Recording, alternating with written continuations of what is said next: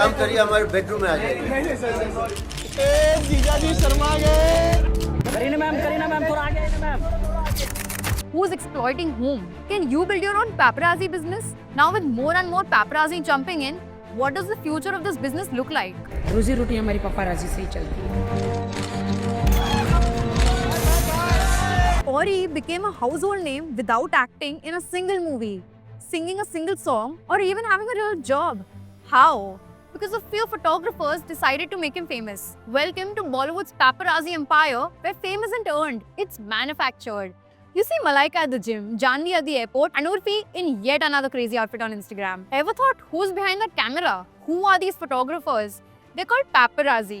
And they are just not clicking pictures. They're running crore-worth businesses that literally decide who stays relevant and who doesn't. But before we get into the business of it all, let's talk about why we're so hooked in the first place. Because what drives this entire industry isn't just money or fame, it's our own brains. Hi, this is Hiral and welcome to Level Up with Hiral. The psychology behind the addiction. Why do we care so much about seeing celebrities coming out of the gym or walking to their car? Because these videos tap into what psychologists call cognitive ease, content that requires zero mental efforts to process. Daniel Kahneman explained this. Our brains prefer information that's effortless to consume. Paparazzi content is exactly that. No context needed, just familiar faces doing ordinary things. Plus, there's the mere exposure effect. The more you see someone, the more familiar and favorable they become. Constant paparazzi coverage keeps celebrities on the top of your mind, which translates directly to relevance and career opportunities. For regular people like us, seeing celebrities do normal things creates this weird mix of relatability and aspiration. We think they're just like us, while simultaneously wanting their lifestyle. Let's rewind to the early 2000s. Bollywood was booming and page 3 culture was everywhere. It was all about celebrity lifestyles, parties, events, and the flashy lives of the rich and famous. The name came because all this gossip and glam usually showed up on the third page of English newspapers. Magazines like Stardust and Femina were hungry for content. That's when freelancers with basic cameras started camping outside Bandra clubs hoping to catch a celeb. Back then, paparazzi were the ones chasing stars, following them around, grabbing photos, and selling them to magazines. But then, social media blew up, and suddenly, paparazzi had a superpower. They could build their own pages and push out content directly. Fast forward to today, the game has flipped. Celebs have the PR teams now called the paparazzi. Why? Because in the attention economy, being seen is way more valuable than staying private. Four names control most of the paparazzi business today. Viral Bhayani, Manav Manglani, Varinder Chawla, and Yogen Shah. In fact, Yogen Shah is said to be Bollywood's first paparazzo. These guys aren't just photographers anymore, they're media houses. Think about it, Urfi Javed, Malaika Arora, Ori, what do they all have in common?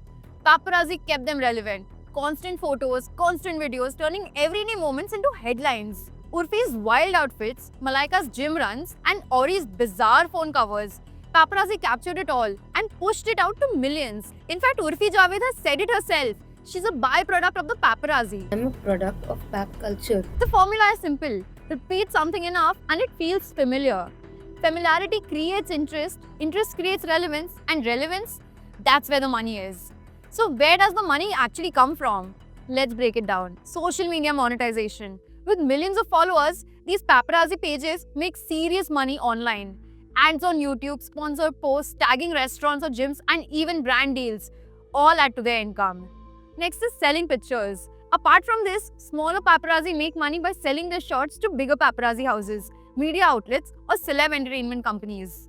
Mostly it's for gossip like relationship rumors because in India, this kind of news really works. And if they manage to get an exclusive picture that no one else has, that's like a cherry on top. And now we come to the biggest one, PR agencies. When a movie is releasing, a song needs promotion or hype has to be built, PR agencies pay paps to accidentally spot actors at airports, gyms, or restaurants.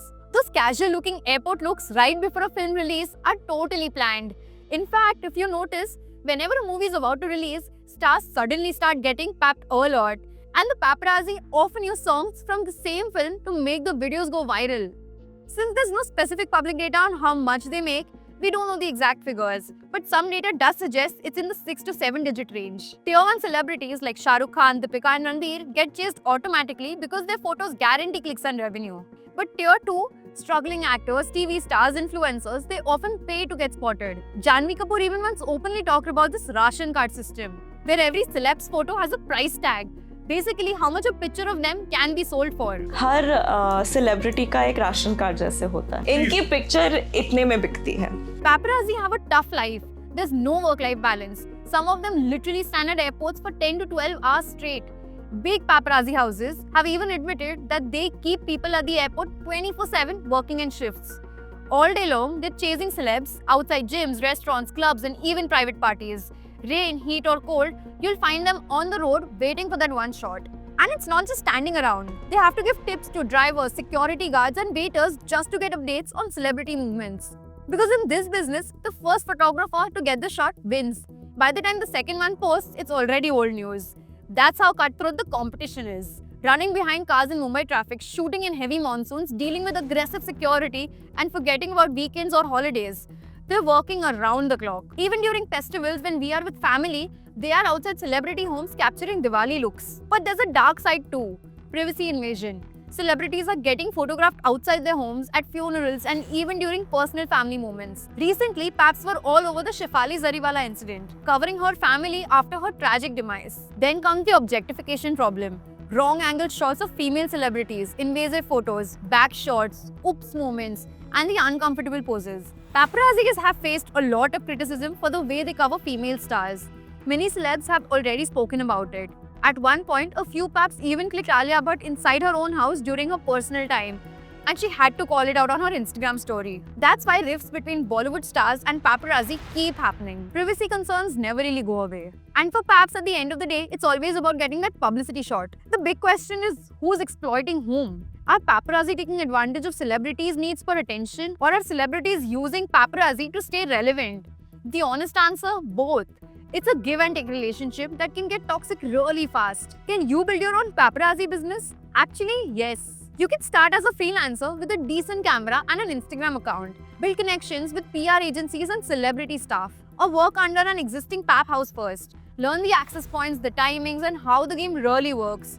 From there, you can run your own page, build your own audience, and start monetizing through different streams. But remember, Viral Bhayani didn't blow up overnight. He spent years studying celebrity patterns, building sources, and most importantly, adapting every time social media changed. Now with more and more paparazzi jumping in, what does the future of this business look like? More paparazzi pages means diluted exclusivity, but the PR industry still needs them for narrative building. The interesting shift is that paparazzi are no longer just documenting celebrity lives.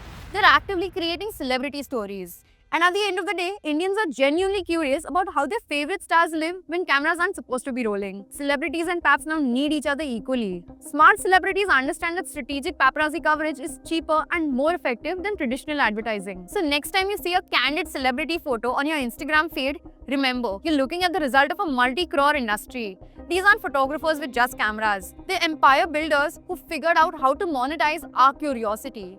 In Bollywood today, stardom isn't just made on the big screen anymore. It's made through the small lens of a paparazzo's camera, one casual spotting at a time. In a world where attention equals currency, are paparazzi just giving us what we want, or are they creating the demand for something we never really needed? Tell me your thoughts in the comments below and subscribe to Level Up with Hiral for more such interesting deep dives. I will see you next week. Ciao for now.